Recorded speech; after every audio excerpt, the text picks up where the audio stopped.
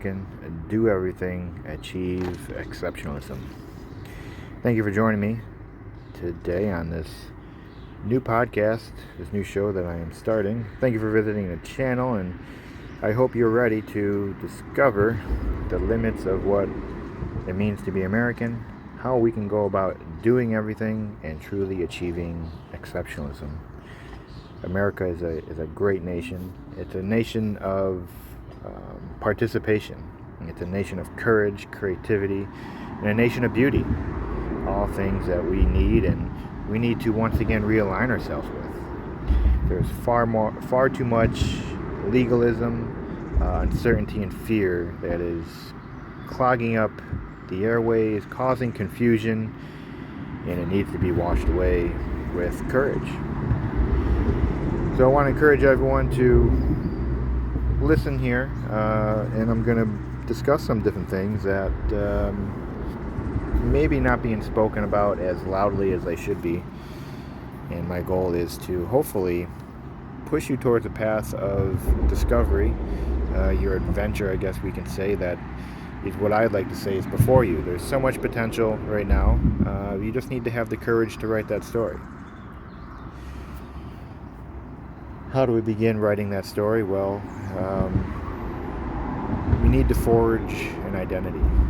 Right now I'm on the bridge that I walk to work, and hopefully there's not too much interference with the cars. You have the railroad tracks, if you can see those in the distance in the city. And then you have this, the fence here. And that fence is like kind of symbolic of where America is right now. We're kind of bound up in fear of the uncertainty, as I said. We're bound up in these, religious and moral codes. We're bound up in legalism. We're bound up in these ideas of success and everything else that has to come with it. We're bound up in all these other social and economic theories, the free market, and we're all just basically paying dues to this, hedonistic monster, this cloak that is kind of busheled society. And we need to reignite the flame of liberty and really find a way out. And that way out is through just being American. Stripping away a lot of this running off for success, running off for social status, and avoiding the true American lifestyle, the true American dream, which requires humility. And humility oftentimes requires a lot of courage, because you have to live that life that is counter to what everybody else is living. But that's how we achieve exceptionalism. And it's achieved through courage and the beauty of the first principles of this nation, not through social status, not through, fancy degrees, not through religion, not through legalism, but truly through you forging your identity through, we'll just say the wilderness, building your bridge. Your bridge is yours. You build it with your hard work, your devotion.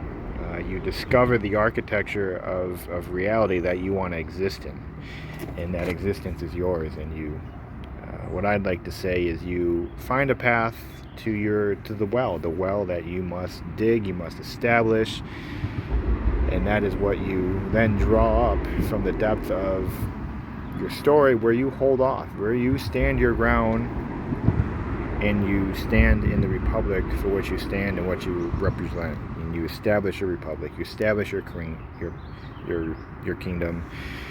And when you draw up these blessings from the well, you are establishing your perimeter. Everything is flowing downstream. And if you truly make it there and you establish your bridge, you can guide others to the well. You can bring others into this architecture of a reality where they could abide in and establish a habitation. And that is what America is. That is what the Pilgrims did. They ventured out on the limits of courage. They wrote a story that no one else was willing to write, and they discovered the edge of really their existence, the edge of where religion, legalism, end in the beginning of self-governance. And that's what we discovered. And we've been achieving exceptionalism and through the testing of this self-governance. Unfortunately, that perimeter has slowly been being pushed back by these moral codes and legal codes, and now we need to once again reestablish the perimeter of American exceptionalism by doing everything. And we can do everything when you come to see the potential that you already exist in. So forge your identity, establish your republic, establish your perimeter, and achieve self-governance. That is what I'm urging you all to do. And we do that by building your bridge and discovering the well that's waiting for you to discover. With that, what can then we do? We participate. We participate in our government. You can then participate in your own government, and you participate through your identity, your republic for which you stand, and your symbol of self-governance. It's a form of a temperate statesman, maybe I'd like to say. And that is where we then start achieving a dialogue, and that is where we start achieving the greatness of the proposition that all men are created equal. We start creating for the marketplace, the social and economic marketplace, where we can now start building bridges of business and entrepreneurship, industry, products to enhance society and bring more people into this habitation, the American habitation of exceptionalism, and also your own habitation that you've been working to build, been forging. And as we do that, we start establishing a marketplace like no other. And that is why the American marketplace is great, because of true voluntary association, true voluntary movement, freedom of speech. And through all of this, we see courage. We establish courage. We see ourselves participating. We see ourselves self-governing in society, helping others, achieving the proposition that all men are created equal. And it's like almost like a positive feedback.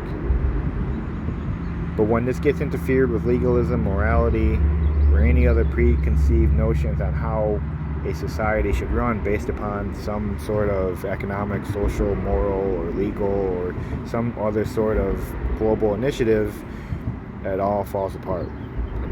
And then everyone basically starts going into turtle mode, and we just creep and crawl everywhere. And that is why we need to know the beauty of this great system that we have in America, and the great system that you can have, your own habitation, that flourishes in beauty and manifests it outward. Once you know it, you're not going to want to give it up, and you're going to want to fight for it, and you're going to fight for it peacefully. You're going to fight for it through speech. Speech is a living word. And just as we use the Constitution and we interpreted it for many different legal cases, we then can interpret our story. We can interpret our participation, and we can fight for it.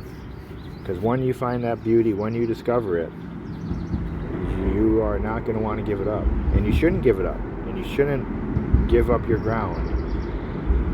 Speak, stand tall, do everything, and achieve exceptionalism. And we will turn this ship and everybody on it, this bark of liberty, towards achieving American destiny, where there is prosperity, opportunity for all. And we can truly live in freedom instead of this consistent busheling of our freedoms, our creative expression through moral religion and legalism. So thank you for joining me. I'm going to try to do more shows like this. Thanks for visiting the channel, and I hope you found this helpful. And if you did, please share it or like it and all that fancy stuff. Don't be afraid to comment and participate. That's what this is all about. Where there's no speech, there is no exceptionalism. So exceptionalism comes from your participation and participating truthfully, participating with clean and temperate speech so that we can strengthen one another and truly come to see the great possibilities of this nation.